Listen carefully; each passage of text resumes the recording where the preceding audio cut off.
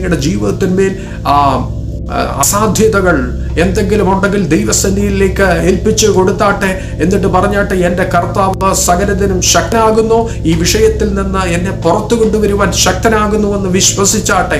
നിങ്ങളുടെ അവിശ്വാസത്തെ ഇന്ന് പകലിൽ ഒന്ന് പുറന്തള്ളിയാട്ടെ യേശുവിൻ്റെ നാമത്തിൽ. രോഗികളായി ആരെങ്കിലും എന്നെ കേൾക്കുന്നുണ്ടെങ്കിൽ വിശ്വസിച്ചാട്ടെ, ഇന്ന് പകലിൽ നിങ്ങൾക്ക് സൗഖ്യം വരുവാൻ പോകുന്നു. കർത്താവിന്റെ അടിപ്പിണരാൽ സൗഖ്യമാകാത്ത ഒരു രോഗമില്ലെന്ന് വിശ്വസിച്ചാട്ടെ. വിശ്വസിച്ച വചനം ഏറ്റെടുത്താട്ടെ. നിങ്ങളുടെ ജീവിതത്തിൽ മേൽ സൗഖ്യം സംഭവിക്കുവാൻ പോകുന്നു.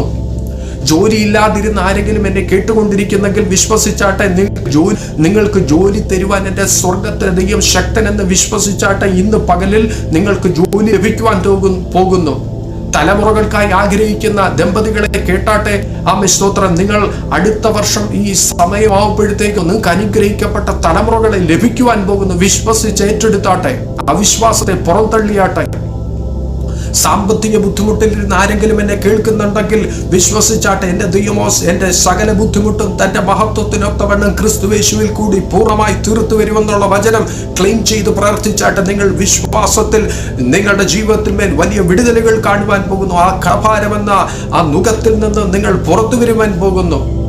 നിങ്ങളുടെ ആരോഗ്യം മെച്ചപ്പെടുവാൻ പോകുന്നു. അനാരോഗ്യത്തിൽ നിന്ന് ആരെങ്കിലും എന്നെ കേൾക്കുന്നെങ്കിൽ വിശ്വസിച്ചാട്ടെ, നിങ്ങളുടെ ആരോഗ്യം മെച്ചപ്പെടുവാൻ പോകുന്നു. ശുശ്രൂഷകരെ കേട്ടാട്ടെ, അഭിഷിക്തന്മാരെ കേട്ടാട്ടെ. നിങ്ങളുടെ ശുശ്രൂഷയുടെ അതിരുകൾ വിശാലമാകുവാൻ പോകുന്നു. വിശ്വാസം ഓപ്പറേറ്റ് ചെയ്താട്ടെ.